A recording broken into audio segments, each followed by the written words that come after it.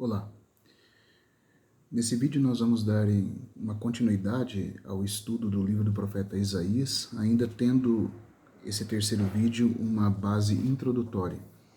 A partir do próximo vídeo, se assim Deus nos permitir, nós vamos começar a entrar nas profecias propriamente ditas.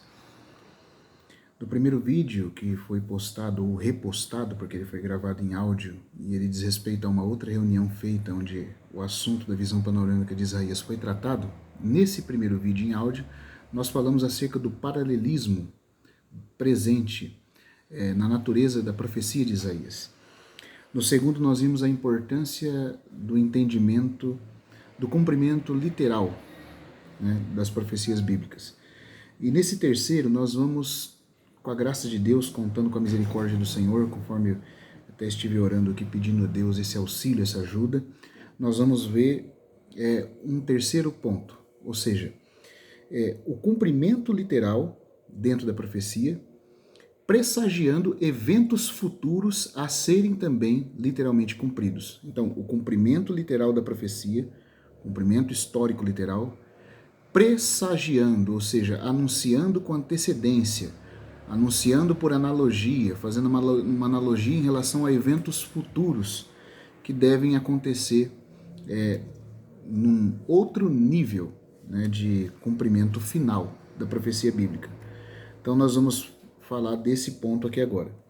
Cumprimento literal como presságio de eventos futuros a serem literalmente cumpridos.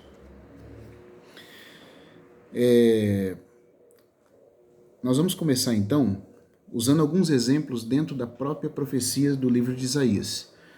O nosso irmão Gouveia, eu já disse aos irmãos que o principal texto que eu tenho usado como base para esses estudos aqui, embora eu possa sim recorrer a outros eruditos e outros irmãos que eu também leio e aprecio, mas o principal estudo que estamos usando por base é o estudo feito pelo irmão Robert Gouveia em sua exposição do livro de Isaías. E aqui ele vai dar 3 exemplos do que seria esse cumprimento literal como presságio, como pré-anúncio de eventos futuros, Porque, claro, se você ouviu a primeira mensagem, o primeiro estudo em áudio, você vai ver que esse paralelismo do profeta Isaías, ele fala em um nível e sobre esse nível está transposto um outro nível e também está transposto em um terceiro nível, sempre Deus falando 3 ou 4 coisas ao mesmo tempo, falando 2, 3, 4 coisas ao mesmo tempo em uma profecia. Então, você tem um cumprimento literal, mas nesse cumprimento literal está sendo pré-anunciado um cumprimento final futuro. E esse pré-anúncio, esse presságio acerca de eventos futuros, ele aparece ilustrado em algumas partes do profeta Isaías. E aqui o nosso irmão Gouveia, no seu estudo, vai dizer assim para nós. Eu começo aqui, lendo e comentando com vocês. É um princípio nas escrituras dos profetas que o Espírito Santo inspirou essas pessoas a profetizarem eventos futuros, cujos tempos e circunstâncias mais próximas, cujos tempos e circunstâncias mais próximas do que? Da época dos profetas que estavam profetizando. Então, o Espírito Santo inspirou essas pessoas, os profetas, a profetizarem eventos futuros. Mas esses eventos futuros tinham semelhança com as circunstâncias mais próximas do tempo dos profetas. Então, embora algo está sendo falado em relação ao futuro, está sendo falado com relação a algo que vai acontecer ainda lá na frente, dentro do horizonte mais próximo do profeta, enquanto ele está profetizando, já aparecem certas circunstâncias que estão ligadas a esse evento futuro, por semelhança. É isso que ele está dizendo aqui. Então, esses eventos próximos da época dos profetas se assemelhavam àquelas cenas do futuro, as quais os profetas haviam sido incumbidos de prever. Então, é altamente provável que quando Isaías profetizou, ele tinha diante de seus olhos uma cena dessas, em muitos pontos, como nos 4 primeiros capítulos do seu livro. Então o que ele quer dizer aqui? Ele quer dizer o seguinte: se você volta aqui a repetir, a rogar que vocês assistam o primeiro vídeo, né, o vídeo áudio, você vai ver ali que nesse paralelismo de Isaías, ele está profetizando coisas para o futuro. Mas muitas vezes, para poder falar de algo futuro, algo de evento profético que vai se cumprir literalmente no futuro, ele começa primeiro falando de um acontecimento próximo dele mesmo. Por quê? Porque a circunstância no futuro é muito parecida com a circunstância aqui presente, do tempo que ele está profetizando. Então, ele usa eventos presentes do tempo dele para transpor e pré-anunciar um evento semelhante de uma escala maior no futuro. Eu vou dar um exemplo. No capítulo 1 de Isaías, ele diz que a nação, né, do povo de Deus ali, os judeus, aqueles da tribo de Judá ali que estavam no Reino Sul, eles estavam tão doentes, eles estavam tão perversos, tão cheios de feridas espirituais que nunca foram tratadas, e eram tão pecadores que você olhava e era um caso que parecia uma desesperança total. Não havia esperança quando você olhava de forma geral, né, para o povo de Deus no tempo de Isaías. E aí ele diz assim: se o Senhor dos Exércitos não nos tivesse deixado um remanescente, ou como diz a Septuaginta, né, o texto grego, uma semente pura, nós já teríamos nos tornado semelhantes a Sodoma e a Gomorra. Isso indica que no tempo de Isaías, a apostasia já era tão grande que se Deus, pela sua soberana ação, por graça, não tivesse preservado um grupo de pessoas para serem poupadas da apostasia, toda a nação teria se extraviado, teria se tornado tão impura e pecadora como Sodoma e Gomorra, porque era o que estava acontecendo com o restante da nação. Mas ele diz que o Senhor preservou uma semente, uma linhagem pura, um remanescente. Isso aconteceu nos dias de Isaías, daquele que é uma figura do Senhor Jesus na sua própria personalidade profética, porque o nome Isaías significa salvação, salvação de Yahvé. Ele é uma figura do Senhor Jesus como Jeová, a salvação, ou a salvação, Jeová é o Salvador, porque o nome Jesus, né, significa Jeová é o Salvador. E Isaías significa salvação de Jeová. Então veja, nos tempos de Isaías ele pregou, foi rejeitado, e a maioria da nação se apostatou, a ponto dele dizer: se o Senhor dos Exércitos não nos tivesse deixado uma semente, um remanescente, todos nós já teríamos nos tornado como Sodoma e Gomorra.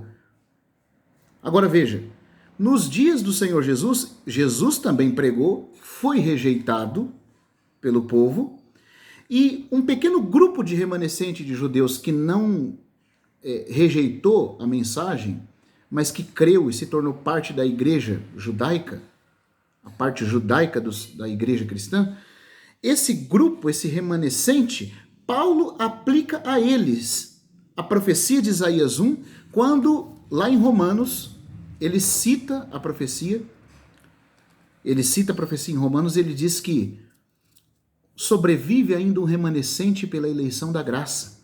Porque ele está dizendo que, na verdade, Deus nunca, jamais, Deus ficou sem testemunho entre o povo judeu. Que o endurecimento da nação de Israel veio em parte, tanto no que diz respeito à quantidade das pessoas endurecidas, quanto ao período do endurecimento. A nação não vai ficar para sempre endurecida, e nem vai ser um endurecimento totalitário que vai pegar todo Israel. Sempre Deus vai ter um testemunho de crentes judeus, como um testemunho, como uma representação presente diante dele da parte pura da massa, das primícias, dos galhos naturais da oliveira. A maioria da nação foi endurecida e foi quebrado como galhos naturais, e os gentios foram enxertados, mas Deus sempre vai ter um grupo de judeus, pela ação da sua graça, que vai representar a parte natural da oliveira salva. E aí Paulo cita esse versículo referindo-se àqueles irmãos do primeiro século, né, da primeira geração de cristãos que haviam crido entre os judeus, dizendo que esses, nos dias de Jesus que creram, depois da ressurreição do Senhor Jesus e até os dias em que Paulo estava escrevendo Romanos, esses são o remanescente, do qual a profecia de Isaías estava fazendo menção. Mas é claro que quando Isaías profetizou isso, Isaías estava falando do remanescente do seu tempo. Claro que Isaías viu os dois tempos, ele viu tanto o tempo dele como o tempo de Paulo, né? O tempo do Senhor Jesus e de Paulo. Ele viu os dois tempos. Ele viu o tempo em que ele estava sendo rejeitado, a nação toda se apostatando em pecado e Deus preservando um remanescente pela sua graça. Isso foi verdade nos dias de Isaías. Então, enquanto ele profetizava, ele tinha um evento em pequena escala mais próximo dele que ilustrava e pressagiava um evento para o futuro. Esse evento futuro pressagiado no tempo mais presente de Isaías era de maior escala no tempo do fim, no tempo lá na frente, quando ele viesse a acontecer. Mas ele já tinha um embrião dessa verdade nos dias do próprio Isaías. Então é isso que o irmão Gouveia está falando. As profecias dos profetas, embora falem de coisas futuras, e aí de Isaías não foge dessa regra, mesmo porque, como a gente viu no primeiro estudo, ele é rico em paralelismo e em transposições proféticas, então ele não foge dessa regra. Essa regra se aplica a ele talvez mais do que até em outros profetas. Ao mesmo tempo que ele está falando do tempo dele, ele está falando da mesma coisa num evento futuro numa escala maior. Tá dando para entender? Então, os profetas estavam profetizando eventos futuros, literais. Mas muitas vezes, para profetizar esses eventos futuros de forma literal, Deus se servia de uma circunstância embrionária, vamos dizer assim, ou de menor escala, em um tempo mais perto do próprio profeta. De sorte que, nos dias de Isaías, um remanescente foi poupado para que toda a nação não se tornasse como Sodoma e Gomorra. Isso era verdade nos dias de Isaías, numa escala menor. Né? E depois isso se torna verdade também nos dias do Senhor Jesus e do apóstolo Paulo. Quando Jesus, a salvação de Yahvé, é rejeitado e só um grupo da própria nação crê nele. Embora a Bíblia fale em Atos que eram dezenas de milhares que haviam crido, mas isso nem se compara ao número tremendo na nação judaica que estava presente na incredulidade nos dias do próprio Jesus e do próprio Paulo. Então Paulo vai pegar essa profecia de Isaías e falar, olha, isso foi verdade nos dias de Isaías. Nos dias dele só um grupo creu. Só uma pequena parte creu e o resto se tornou como Sodoma e Gomorra. Mas é muito mais verdade agora. Quando a verdadeira salvação de Deus veio. Lá eles rejeitaram Isaías. Aqueles rejeitaram aquele de quem Isaías falava. Eles rejeitaram a própria salvação de Deus encarnada. Então, assim como nos dias de Isaías, Isaías falou, se o Senhor não nos tivesse deixado um remanescente, uma semente pura, nós já teríamos nos tornado como Sodoma e Gomorra, assim também no nosso tempo em muito maior medida. Se ele não nos tivesse deixado um remanescente pela eleição da graça, nós, a nação de Israel, já teria toda se corrompido. Mas sobrevive um remanescente pela eleição da graça. Sempre vai haver um testemunho cristão entre a própria nação dos judeus. Sempre. Porque sempre vai haver uma parte da oliveira que permanece, né, dando testemunho. Na sua grande maioria, os galhos naturais foram quebrados e os gentios foram enxertados, mas sempre tem um remanescente. E aí Paulo aplica a profecia de Isaías ao tempo dele, ao tempo de Jesus e ao tempo dele. Por quê? Porque a profecia de Isaías estava falando das duas coisas. Numa menor escala, quando Isaías profetizou o evento futuro, que dizia respeito aos dias de Jesus e de Paulo, Isaías estava falando do futuro. Mas já nos dias dele já havia uma situação parecida, paralela com aquela, em menor escala. Então a profecia fala, por um lado, dos dias de Isaías de forma literal, porque ele está contemplando o tempo dele, literalmente, mas no tempo dele está sendo pressagiado profeticamente para o futuro e numa escala maior de cumprimento, algo muito mais grande, como realização mais completa da profecia. Espero que os irmãos estejam conseguindo acompanhar. Então, voltando, resumindo, os profetas tinham diante de si eventos próximos e que muitas vezes eles se serviam, o Espírito Santo neles se serviam desses eventos próximos que eles estão falando na profecia nos dias dele para anunciar de forma em presságio um evento futuro, certo? Isso está acontecendo em Isaías. Então, esse é o terceiro ponto que a gente tem que ver. Por um lado, existe um paralelismo, e é por causa do paralelismo que esse presságio futuro vai estar presente na profecia literal e histórica dos profetas. Sim, ele está falando do tempo dele, mas Paulo não tem nenhuma dificuldade de aplicar o que Isaías profetizou para o tempo dele, para os dias de Jesus, porque Paulo via e entendia esse princípio.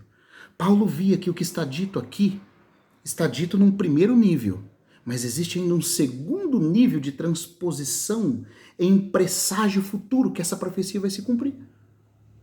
Então, assim como nos diz Isaías, a nação toda se apostatou em pecado, praticamente, quase toda a nação, e só ficou um pouquinho que creu, dando testemunho, sendo a santa semente, o remanescente, não deixando que todo Israel se tornasse como Sodoma e Gomorra, assim também nos dias de Paulo.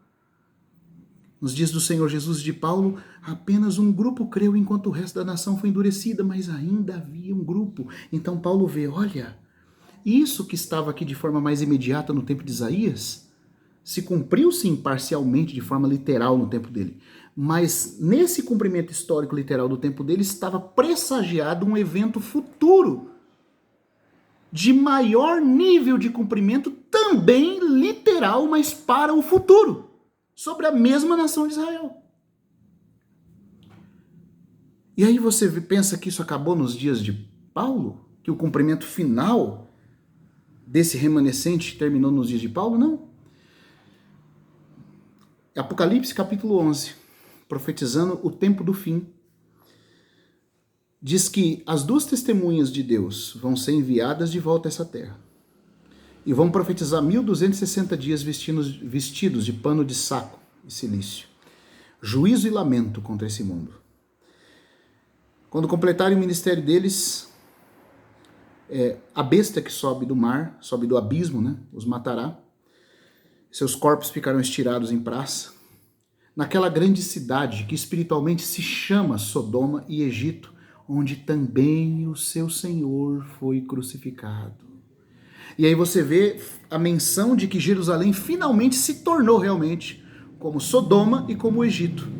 E assim como rejeitaram Isaías, rejeitaram Jesus, agora rejeitam as duas testemunhas.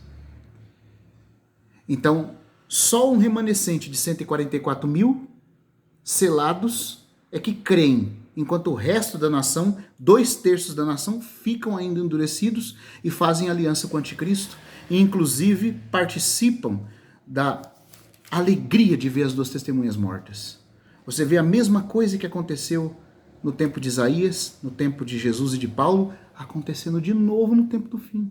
E agora numa escala maior, porque agora Jerusalém é realmente declarado como sendo uma Sodoma e Egito, rejeitando de novo a mensagem profética de Deus. Você vê um nível, segundo nível, terceiro nível. Então, um evento profético do tempo de Isaías profetizou, falou do tempo dele, mas ao falar do tempo dele, ele também estava falando de um evento futuro, nos dias de Paulo e de Jesus. Mas ao falar dos dias de Paulo e de Jesus, ainda tem um outro cumprimento final para o tempo da grande tribulação. 3 níveis de cumprimento profético. 3 níveis de transposição profética, de cumprimento profético literal. Cada nível mais pleno e mais alto que o outro. Então veja, esse cumprimento literal, profético, do tempo de Isaías, pressagiava, na própria profecia do tempo de Isaías, um evento para os dias de Jesus e de Paulo. E o tempo de Jesus e de Paulo era um presságio para o tempo do fim, na grande tribulação antes do reino milenar. Então o irmão Gouveia está querendo dizer isso, que é comum nos profetas, e principalmente em Isaías, por causa desse paralelismo que a gente já explicou nos primeiros vídeos. O profeta está falando de uma situação aqui que está, na verdade, pré-anunciando uma maior situação futura por meio dessa, e é importante a gente perceber isso aqui. Ao pressagiar uma situação futura, as duas situações são de cumprimento literal.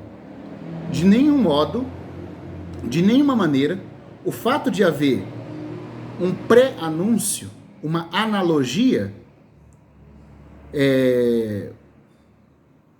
de nenhum modo, por haver uma analogia, né, o aspecto literal está excluído. O aspecto histórico literal está excluído. Não. A analogia é feita com associação de dois eventos literais. Assim como foi literal aqui, vai ser literal ali. Esse evento pré-anuncia aquele. Mas esse evento se cumpriu de forma literal. Assim como esse evento vai se cumprir de forma literal. A analogia é falar por associação. Certo? Na analogia pode haver símbolo? Pode. Mas não é uma regra. Você pode fazer analogia com eventos literais históricos, e é o que está acontecendo aqui em Isaías. Nós não estamos anulando a profecia fazendo só simbolismo. Claro que quando Deus falar por meio de símbolo, nós vamos estudar o símbolo. Mas o que nós queremos ver é principalmente o caráter literal das profecias. E à medida que esse estudo for prosseguindo, os irmãos vão ver o porquê. Nós queremos falar do caráter literal das profecias se cumprindo, ainda que numa profecia literal esteja sendo analogada, esteja sendo pré-anunciada um outro nível de cumprimento futuro literal. Deu para entender? Então o irmão Gouveia está falando que isso é comum acontecer nos profetas e também aqui em Isaías. Né? Então eu vou prosseguir um pouquinho mais aqui.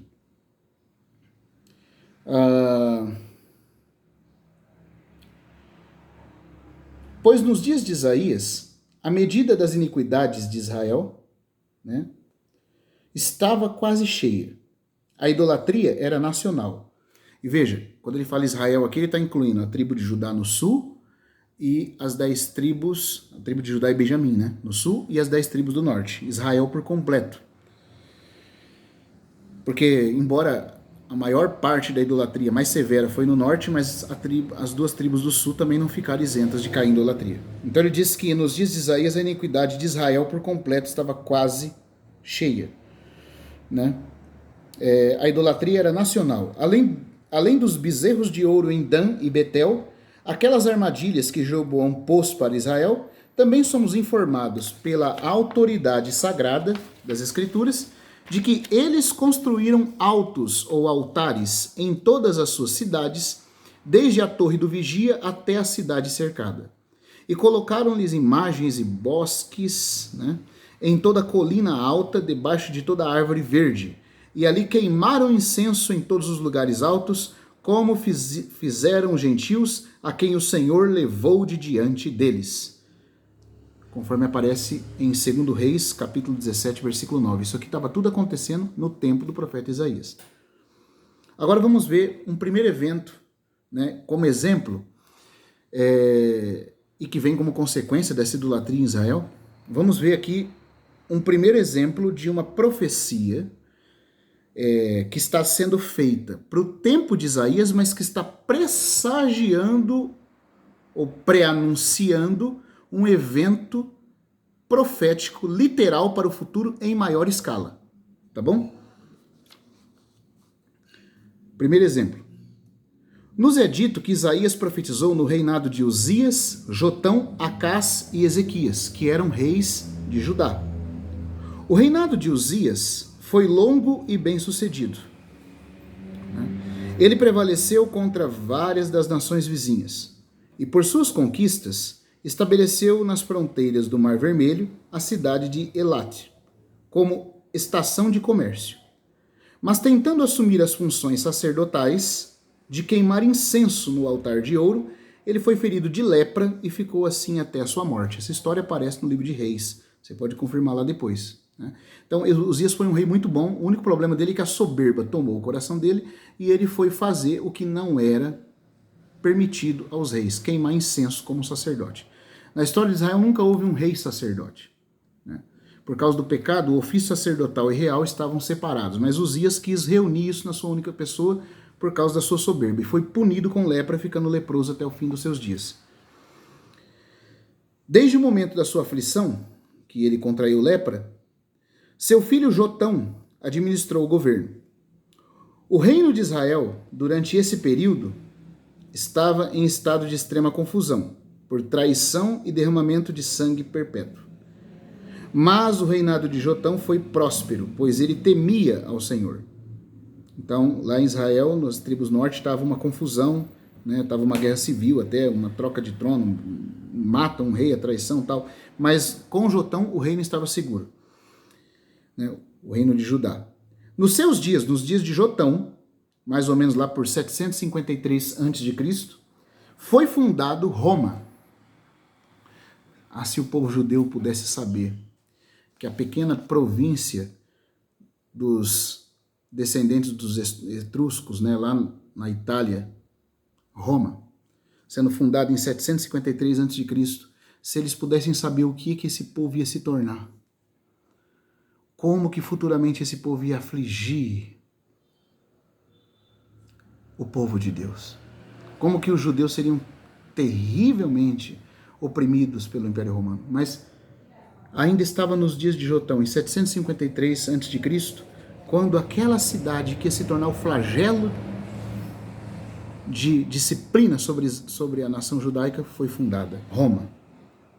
Aquela cidade que mais tarde seria a vara de açoites especial a cair sobre Israel. Acás o sucedeu. Seu reinado foi profundamente afundado na idolatria. Então veja, Uzias foi sucedido por Jotão, Jotão foi sucedido por Acás, que se afundou na idolatria.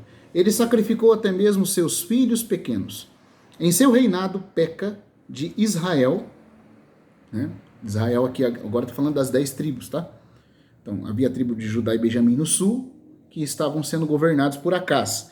E no norte havia o reino de Israel governado por Peca. E Rezim, rei da Síria, vieram contra Jerusalém, planejando derrubar a sucessão do trono de Davi. Olha que coisa impressionante. Você tem uma tribo remanescente que se importa com o trono do rei Davi e com a presença de Deus, embora eles estão em idolatria, mas eles nunca abandonaram 100% o templo e nem se desapegaram do trono do rei. É por isso que lá no livro de Crônicas, também em Reis, aparece essa expressão, que o Senhor não quis de todo destruir Judá, porque ainda havia coisas boas em Judá. Diferente das 10 tribos do norte que se apostataram mesmo terrivelmente e não se importaram com nada acerca de Deus, do propósito de Deus, e por isso foram banidas pelos 4 cantos da terra. Até hoje não voltaram. Né? Até hoje não voltaram. No reino de Judá, no sul, ainda era diferente. Tinha idolatria? Tinha. Estava misturado, estava, mas eles ainda se importavam com o Messias, representado no trono de Davi, e com a presença de Deus representada no templo. Por causa disso, atacar o reino de Judá era algo muito sério, porque é dali que vai vir o Messias, pela aliança de Deus com Davi. E o que acontece? Você tem 10 tribos de Israel do norte se aliando a um povo gentil, que é o povo da Síria, não confundir com a Síria, tá? Que começa com A, é Síria, com S, né? Dos Círios. Você tem os Círios e 10 tribos de Israel se aliando para tentar destruir a dinastia de Davi, destruir o trono do Messias, o trono futuro do Messias. O que você consegue ver já aqui, nesse tempo de Isaías, onde a profecia de Isaías está ocorrendo nesse período? Porque você vai ver que em Isaías capítulo 7, capítulo 6, capítulo 7, é no tempo de Acás que está se dando essas profecias ali de Isaías, no comecinho do livro. Você tem ali, né, capítulo 6 falando que foi no ano da morte do rei Uzias, né? Quando Uzias morreu, Jotão já estava governando, porque assim que Uzias toma a lepra, Jotão assume o trono, mas nos dias da morte do rei Uzias, que foi sucedido por Jotão.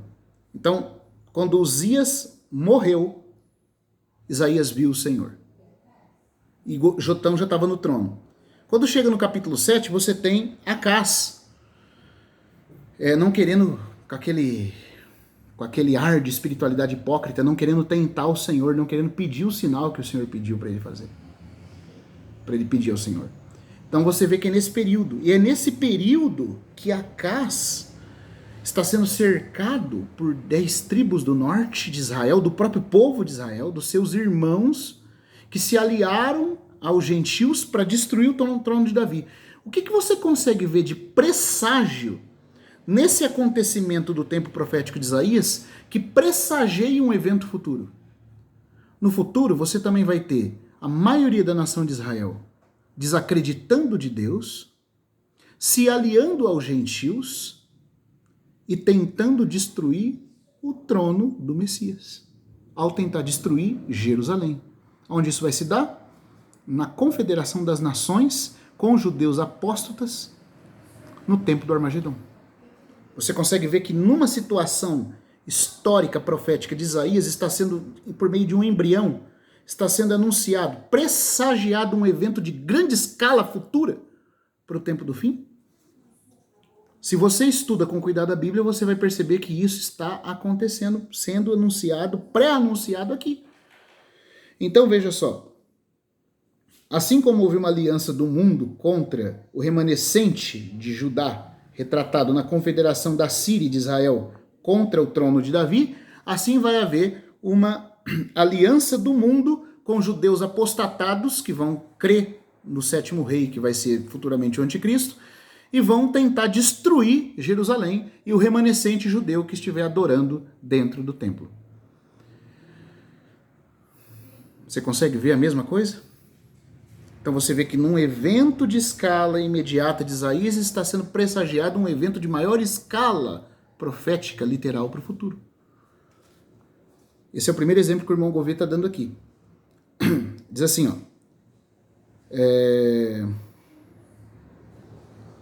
Esse evento, como foi pré-anunciado a princípio, e parcialmente em suas circunstâncias, retrata a grande confederação dos reis e das nações do mundo contra Cristo, em Apocalipse 19:19, para poder destronar o Senhor Jesus e impedir que ele reine no trono de Davi, no reino milenar. Nos últimos dias do mundo, né, essa confederação será contra Cristo nos últimos dias do mundo, pois essa é a característica comum para o cumprimento das profecias e a certeza do reino do Messias, apesar de toda a oposição humana. Um segundo exemplo. Olha só. Quando peca, rei de Israel, né? Quando peca, rei de Israel e Rezim, né, o rei da Síria, fazem uma confederação dos judeus apostatados, dos israelitas apostatados, com o mundo gentil para tentar atacar o trono do rei Davi, que é uma figura do trono de Cristo.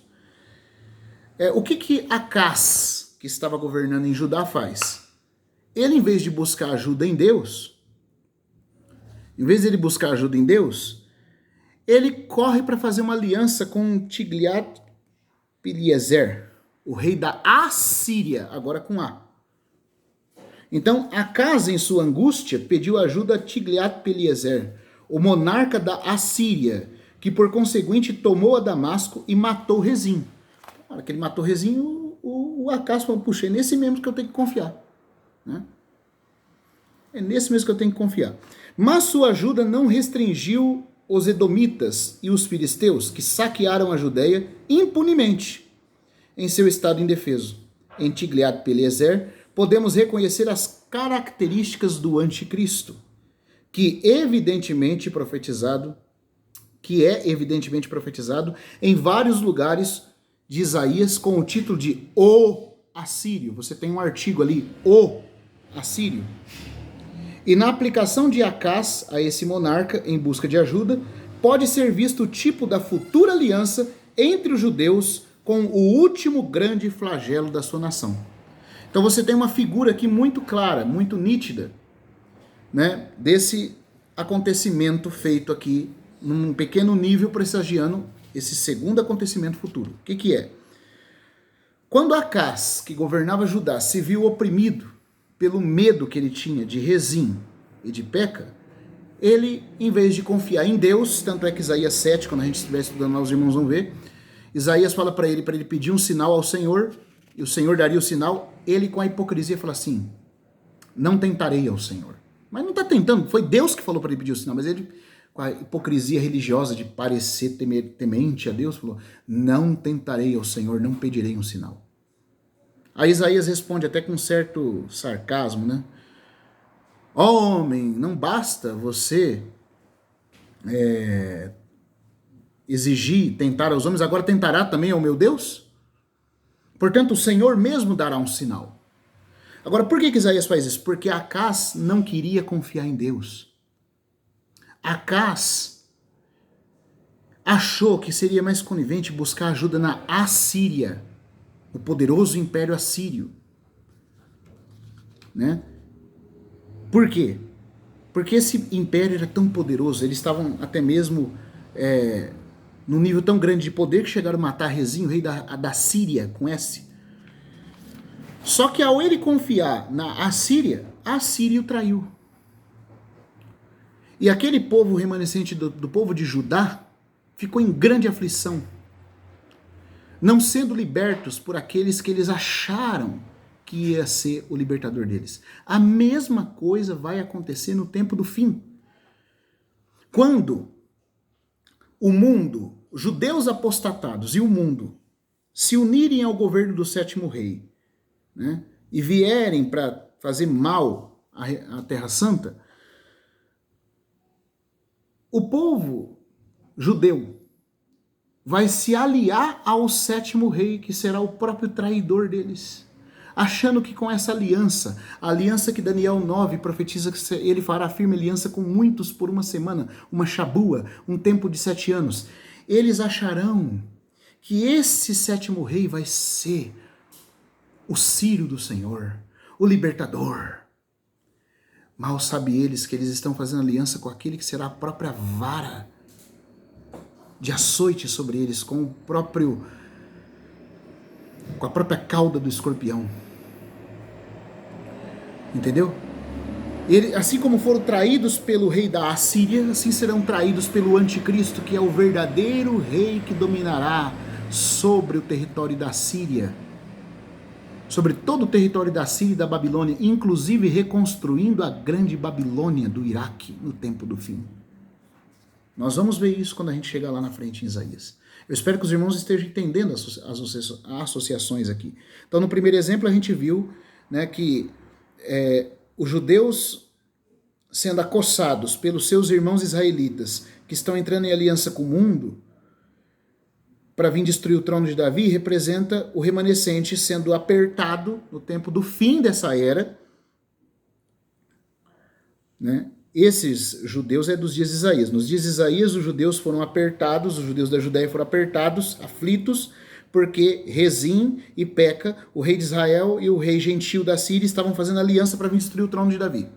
Assim também no tempo do fim, os judeus vão estar apertados em grande aflição, porque os judeus apostatados, inclusive tem uma grande família judaica que já faz parte do movimento sionista e é a principal financiadora das 2 grandes guerras mundiais e de todo o tipo de destruição que esse mundo tem vivido. Não pense você que por ser israelita, ser judeu, tá tudo certo. Não tá, não. Quem aqui estuda sabe de quem eu estou falando. Bom, assim também no tempo do fim, a maioria dos israelitas apostatados vão se unir aos impérios gentios para vir fazer mal ao remanescente judeu que se encontra na Terra Santa. Nessa hora, o remanescente judeu, né, que se apega ao trono do Messias, vão confiar no sétimo rei, assim como Acaz confiou no rei da Assíria. Mas assim como o rei da Assíria se tornou a vara de dor sobre eles e os traiu, assim o sétimo rei vai se tornar o anticristo que vai provocar maior dor sobre os judeus. Você vê como que um evento pressagia o outro? Esse é o segundo exemplo que ele está dando. No primeiro exemplo, a aliança do mundo gentil com os israelitas apostatados para a destruição do trono do Messias, representado no trono de Davi. Né? Assim também no tempo do fim, o mundo gentil com os israelitas apostatados vão tentar destruir o reino do Senhor Jesus na terra, ao virem contra Judá. Esse é o primeiro exemplo. No segundo exemplo, a aliança dos judeus incrédulos,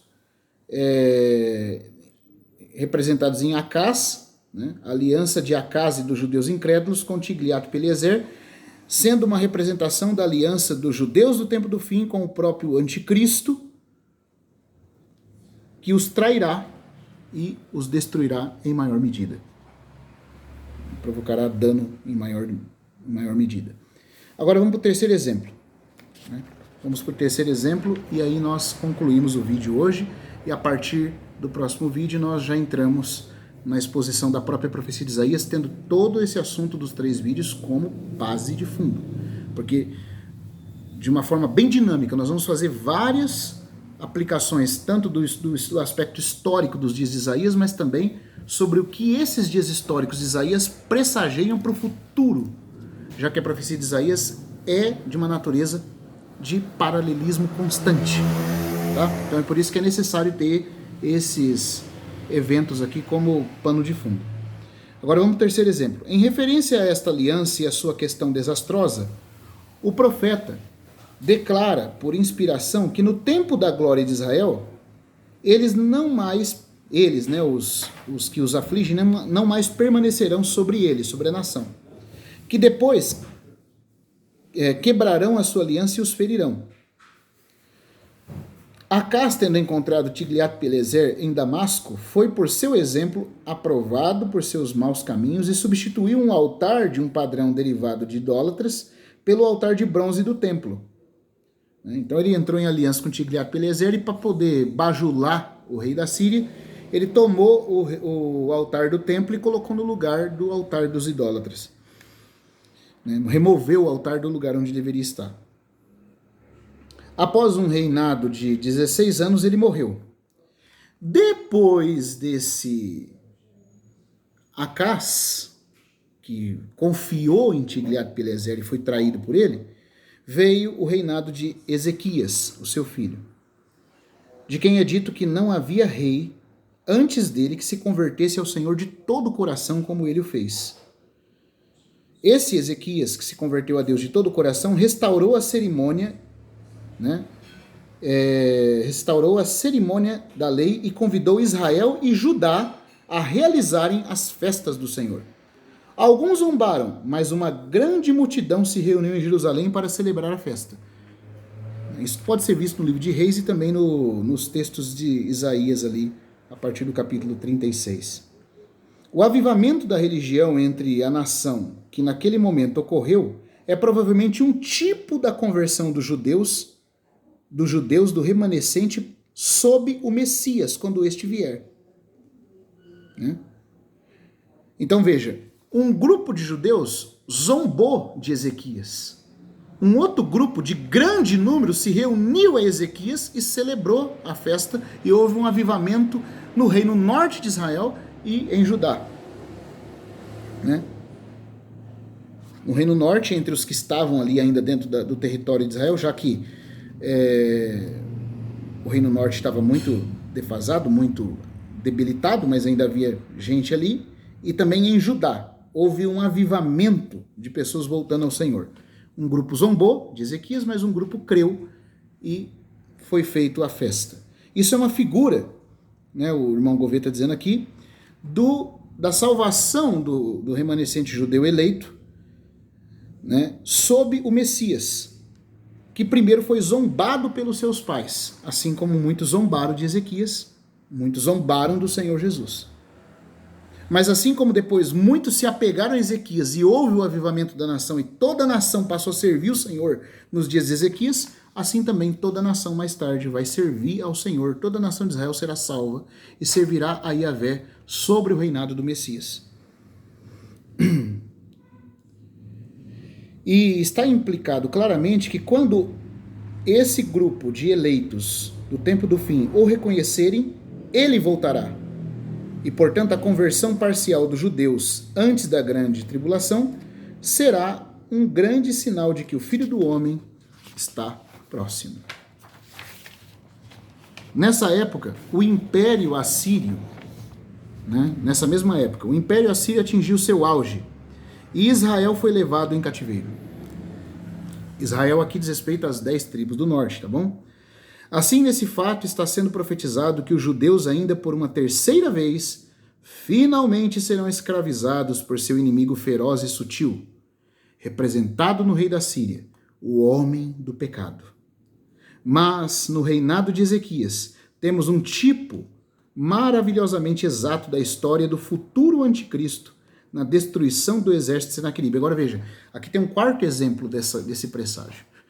Nesse quarto exemplo nós vemos o quê? Um grupo de judeus eleitos crendo e se apegando a Ezequias, e um avivamento sendo provocado em toda a terra da Judéia, e o rei da Síria levando cativo a maioria do povo de Israel do Reino Norte. Levou, dispersou por toda a terra.